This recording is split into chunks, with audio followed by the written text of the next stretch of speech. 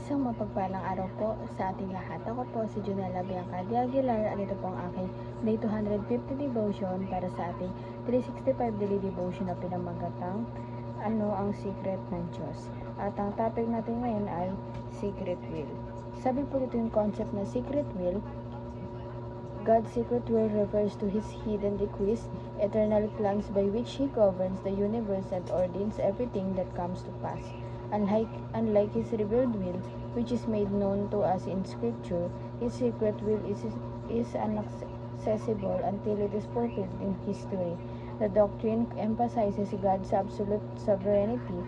Nothing happens apart from His wise, holy, and good purposes. Even if His reasons remain hidden to us, while we are not called to uncover or predict His secret will, we rest in the assurance that all things, both good and difficult, unfold according to His perfect plan for His glory and our ultimate good. At ang Bible verse natin matagpuan sa Deuteronomy chapter 29 verse 29, the secret things belong to the Lord our God, but the things revealed belong to us and to our children forever, that we may follow all the words of this law. At sa Tagalog naman po, ang mga bagay na lihim ay para sa Panginoon nating Diyos. Ngunit ang mga bagay na hayag ay para sa atin at sa ating mga anak magpakailanman, upang ating magawa ang lahat ng mga salita ng nakuutosang ito. At ang teachings natin ngayon ay Secret of God, number 1. Some secrets are hidden forever. Ito po, diba, parang tayo din mga tao, pero kasi ang pinagkaibahan lang sa atin, diba, kahit nagsisikret tayo, diba, parang in the right time, in the right moment, marireveal siya. Pero ang ating Panginoon, may secret siya na talagang hindi natin malalaman kailanman, na forever, talagang nakatago lang siya forever, talagang walang kahit na sino man ang makakaalam na to, even ang mga pastor, diba, kahit mataas sila sa may ministry, ganon, may nakatungkulan sa church, hindi rin nila alam, katulad natin, na walang exception doon sa secret na ating Panginoon, kundi siya lamang doon nakakaalam. And number 2 po, some secrets are yet to be revealed. Ito naman po, kung may sikreto hindi natin malalaman, may sikreto rin naman na hindi pa natin nalalaman, pero ma-reveal din siya kalaunan, diba? Tawag dito, hindi siya siguro, kaya nga diba may secret talaga na sa tamang pagkakataon, kaya siguro ganun yun, yung secret na yun na i-reveal pa lang sa atin na nag-aantay pa ng tamang panahon at tamang oras para ma-reveal yun. And number 3 po, some secrets are revealed to God's people and hidden to others. Ito naman po, may mga secret din naman na nabubulgar lang or na nalaman lang ng ibang ng mga followers ng ating Panginoon. Yung talagang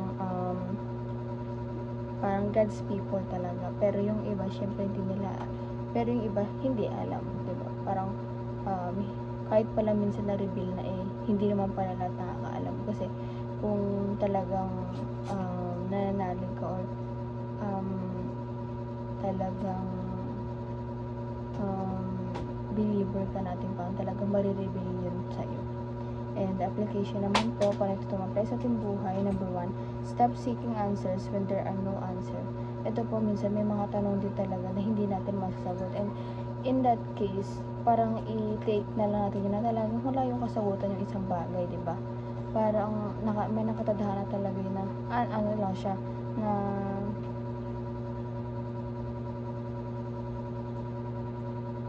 na tanong lang siya pero wala siyang kasagutan. Ganun po. And number 2 po, submit your future to God with full trust. Ito po, submit mo natin yung future natin sa ating Panginoon na talagang buong pagtitiwala natin sa Kanya. And dagdag ko rin po sa number 1 na talagang minsan wag na natin hanapin yung sagot. Parang tayo lang din may hirapan. Parang i-ano na natin yung tanong na parang i-let go na lang natin yung tanong na nasa isip natin. Ganun. Kasi parang pabayaan na natin yung sa ating Panginoon. Parang i-surrender natin yung sa Kanya. Kasi malalaman din natin na walang kasagutan yung tanong na hinahanap natin. Diba? Unti-unti i-reveal na rin yun sa atin para din hindi tayo mahirapan. And lastly po, share the secrets of the kingdom with the hearts and hidden to others. Diba? Share the secrets of the kingdom with hearts that hidden to others. Ito naman po, di ba sa binanggit kanina na yung mga followers natin Panginoon, yung God's people, yun yung nakakaalam ng secret niya. Pero ibang tao, hindi nakakaalam. Parang tayo, na believers natin Panginoon na may posibilidad na malaman natin yun. Yung taong mga taong hindi nakakaalam, issue natin yung sa kanila. Diba? Na taos na buong puso, na bukal sa puso natin yung pagpapahayag sa kanila ng katotohanan. Hindi lamang po ang aking devotion ngayong araw. Sana po matutunan kayo at huwag mo kalimutan na i-share sa ating mga mahal sa buhay, and God bless po sa ating lahat.